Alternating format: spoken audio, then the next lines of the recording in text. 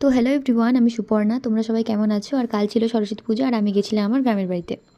আমাদের গ্রামে না সরস্বতী পুজোটা পুরো গ্রাম একসাথে মিলে করে বলে খুব মজা হয়। আর এখানটায় না আমি যজ্ঞের জন্য ভালো নিখুঁত বেলপাতা খুঁজছিলাম। আর এই যে আমাদের গ্রামের সরস্বতী দেবী এক এক করে তখন রূপোর গয়নাগুলো পড়ছিল। এখানে হচ্ছিল লুচি ভাজা, আর এগুলো না পাড়ার কাকিমা জেঠিমারাই করছিল সবাই মিলে একসাথে।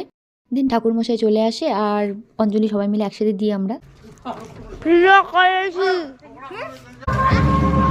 দেখতেই পাচ্ছ কত সব আয়োজন, আর এগুলো না আমি বাড়ি যাওয়ার আগেই সব রেডি।